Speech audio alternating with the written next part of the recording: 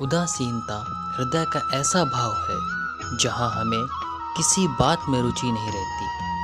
हम कोई कार्य करने के लिए उत्साहित नहीं होते। उदासीनता जब एक सीमा से बढ़ जाती है तो मन का रोग बन जाती है। मनुष्य जीवन से अधिक मृत्यु को पसंद करने लगता है। हम सब जीवन में कभी न कभी उदासीनता का अनुभव जरूर करते हैं। मन निराशा से भर जाता है और हम हर कार्य का त्याग कर बैठते हैं। अधिकतर हमारी उदासीनता कुछ ही समय के लिए होती है, इसलिए उससे होने वाली हानि को हम पहचान नहीं पाते।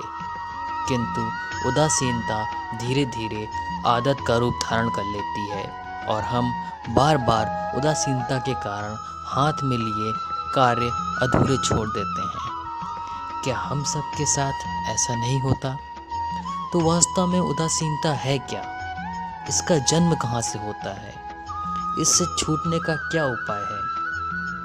उदासीनता वास्तव में मन की ऐसी स्थिति का नाम है जहाँ हमें अपनी तकलीफ़ों, अपनी कठिनाइयों का कारण बाहर दिखाई देता है।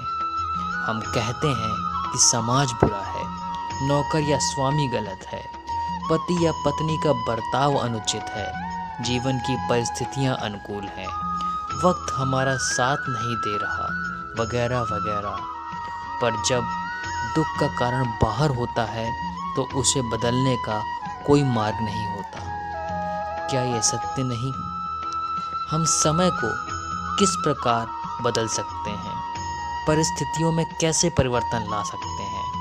अर्थात हम स्वयं को निसहाय मानने लगते हैं और वहीं से उदासीनता का जन्म होता है। क्या ये सत्य नहीं? प्रश्न ये है कि क्या हमारी सारी विपदाओं का कारण बाहर है? क्या स्वयं हमारे भीतर है? हमारे बुरे हालात क्या दूसरों के कारण हैं? क्या हमारा परिवार हमारा शत्रु है या फिर हमारा समाज हमारा दुश्मन है? या हमारी परिस्थितियाँ हमें स्वयं निर्मित करते हैं? विचार कीजिए, पतझड़ में पत्ते गिर जाने वाली ठंड क्या वृक्ष के साथ दुश्मनी कर रही है? नहीं, ऋतु चक्र तो अपना कार्य करता है। उससे वृक्ष के साथ ना दोस्ती है और ना दुश्मनी। ऋतु चक्र के अनुकूल हो जाना वृक्ष का कर्तव्य है। ठीक वैसे ही समाज किसी व्यक्ति का ना तो मित्र होता है और ना ही शत्रु। समाज को जिससे लाभ मिलता है, समाज उसका मित्र बन जाता है। अर्थात समाज प्रतिकूल तब बनता है जब हम समाज के प्रतिकूल बनते हैं। वैसा ही व्यक्तियों के बीच में भी होता है।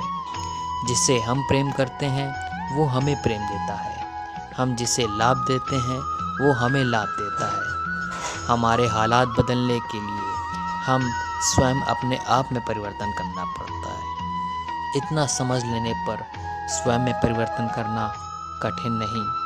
अर्थात जीवन में उदासीनता को कोई कारण ही नहीं, केवल अपने आप में परिवर्तन करना पर्याप्त है।